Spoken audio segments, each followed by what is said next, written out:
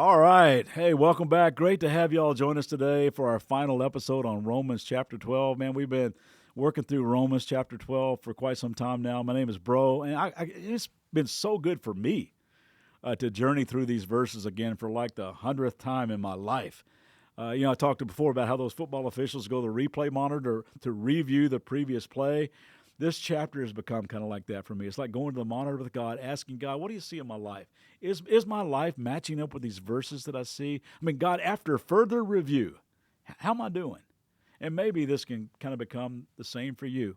So I thought as we wrap it up today, we just go back and reread the entire passage and just unpack briefly the final verse. So here we go. You guys ready? Romans chapter 12, verses 9 through 21. I pray that God would just speak to your heart as we just read these words. Love must be sincere. Hate what is evil. Cling to what is good. Be devoted to one another in brotherly love. Honor one another above yourselves. Never be lacking in zeal, but keep your spiritual fervor, serving the Lord. Be joyful in hope, patient in affliction, faithful in prayer. Share with the Lord's people who are in need.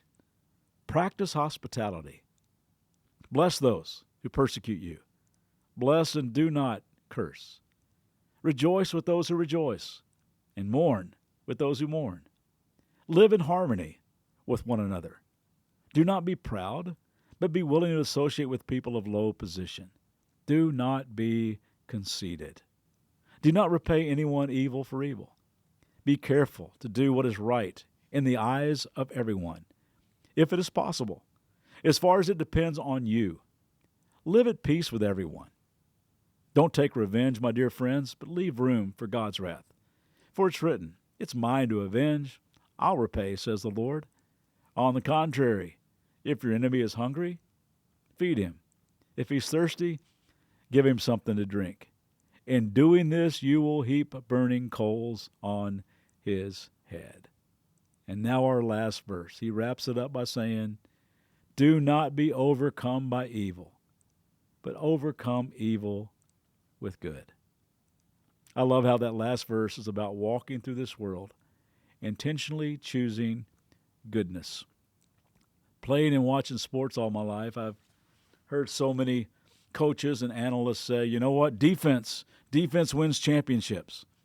And while I do understand the value of defense, if I'm not mistaken, the team that scores the most points always wins. I think sometime in our walk with God, we play defense too much. It can become a life of, oh, don't do this and don't do that and stay away from there and don't go there and don't do, whatever.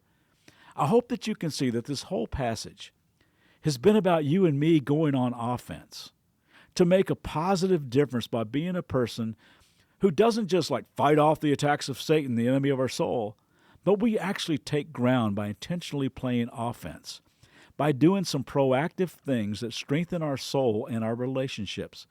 Paul started with love must be sincere, and he ends with overcome evil with good. So there you have it. That's our offensive game plan.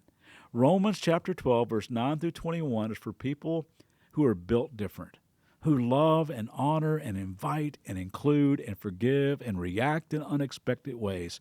May we never be offensive, but may we go on offense and just live lives that are built different, lives that reflect the goodness of God today.